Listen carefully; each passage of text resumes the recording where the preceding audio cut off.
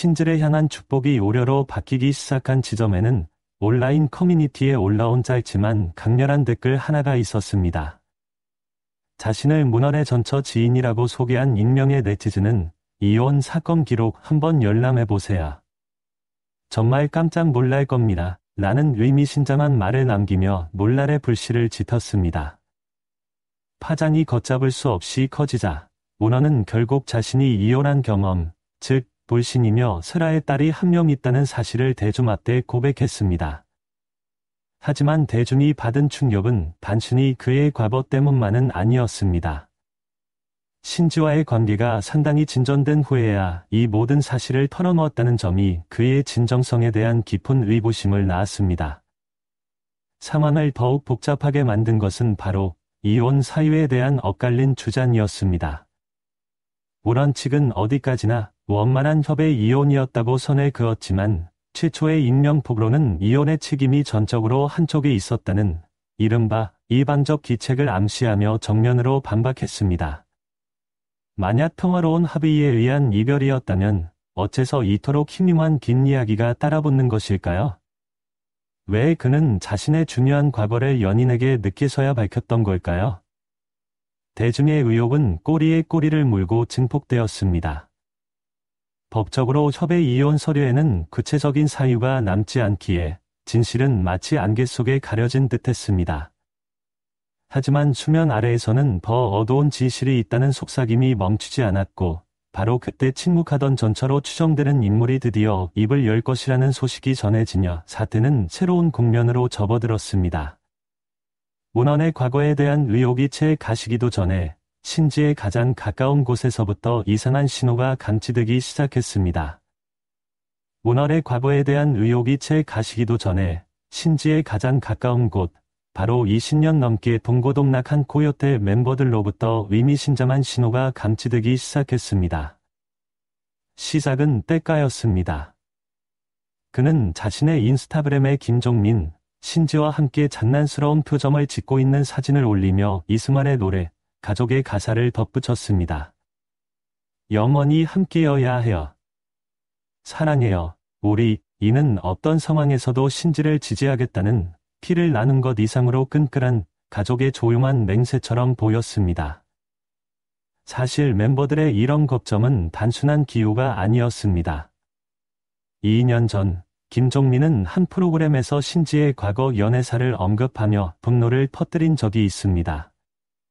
그는 신지의 전 남자친구가 너무 별로인 사람이었다고 회상하며 신지가 신장 문제로 고통받으며 병원에 입원했을 때조차 그 남자가 병원으로 찾아와 돈을 빌려달라고 애원했던 충격적인 일화를 폭로했습니다. 연인의 아픔을 위로하기는커녕 그녀의 선량함을 이용해 금전적 착취를 하려 했던 것입니다. 이를 후유증으로 몸과 마음이 무너진 상황에서 겪어야 했던 이 끔찍한 기억은 신지가 얼마나 나쁜 남자들에게 시달려 왔는지를 보여주는 단적인 예였습니다. 이것이 바로 member들이 노심초사하는 이유였습니다. 때가 역시 과거 신지의 전 남자친구들에 대해 단 한 명도 빠짐없이 나쁜 놈들이었다고 거침없이 말하며 그녀가 겪었던 마음고생을 대변했습니다.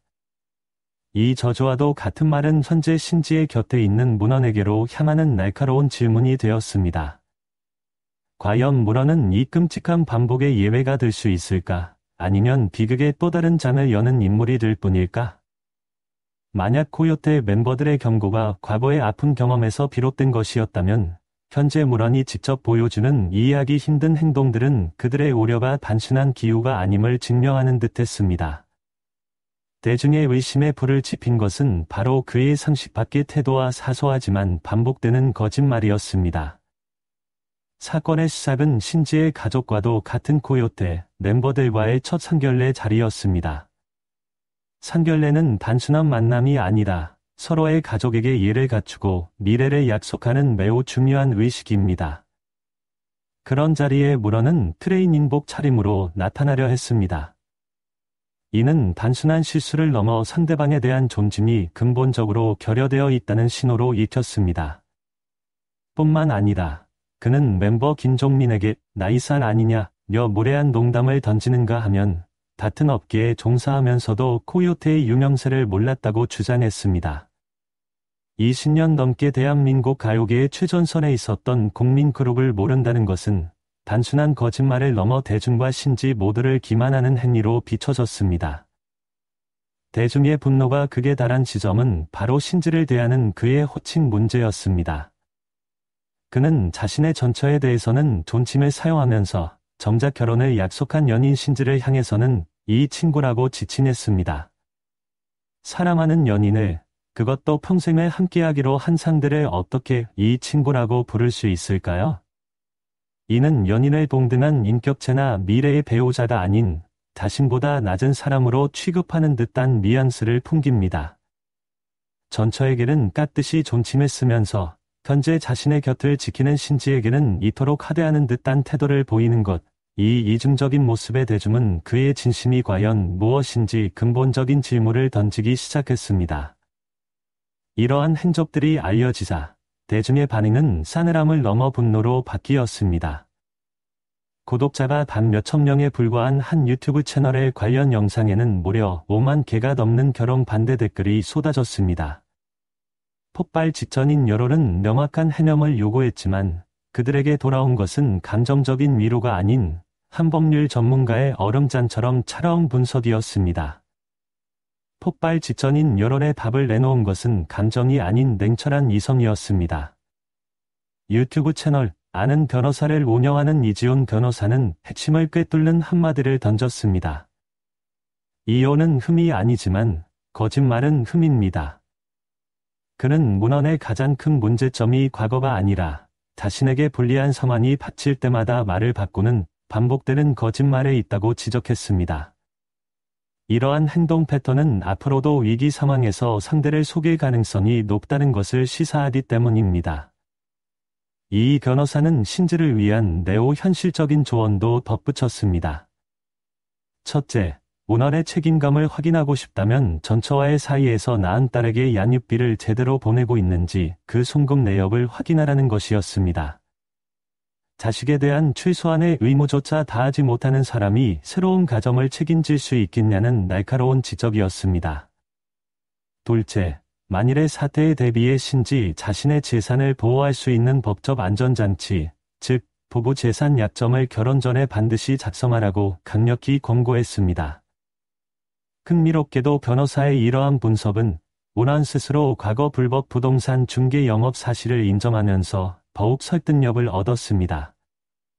그는 다른 의혹들은 부인했지만 스스로 불법적인 행위를 했다는 점을 시인하며 그의 정직성에 대한 의문을 키웠습니다. 하지만 이 모든 경고와 법적 조언, 들끓는 반대 여론을 비웃기라도 하듯 두 사람은 이미 웨딩 촬영까지 마친 상태였습니다. 모든 위험 신호에도 불구하고 결혼을 향한 두 사람의 발걸음은 멈출 기미를 보이지 않았습니다.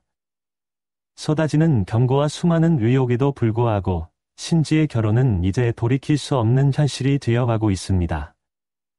그녀의 선택은 사랑이지만 그 길목에는 전처 지인의 폭로, 멤버들의 우려, 전문가의 분석, 그리고 무엇보다 대중의 거센 반대라는 수많은 빨간불이 켜져 있습니다. 이것은 그녀의 인생을 건 하나의 큰 도박처럼 보입니다. 대중의 이토록 격렬한 반대는 단순한 오지랖이나 가십으로 치부하기 어렵습니다. 여기에는 20년 넘게 국민 가수로 활동하며 히로애락을 함께한 아티스트가 또다시 잘못된 선택으로 상처받지 않기를 바라는 안타까움이 섞인 애정과 보호의 마음이 담겨 있기 때문입니다. 이제 청첩장이 준비되고 결혼식 날이 다가오는 지금, 우리 모두는 숨을 죽이고 지켜볼 뿐입니다. 과연 이것은 모든 역경을 이겨낸 도마 같은 사랑 이야기의 시작일까요? 아니면 우리 모두가 무력하게 지켜봐야만 하는 예고된 비극의 서막일까요? 그 답은 오직 시간이 말해줄 것입니다.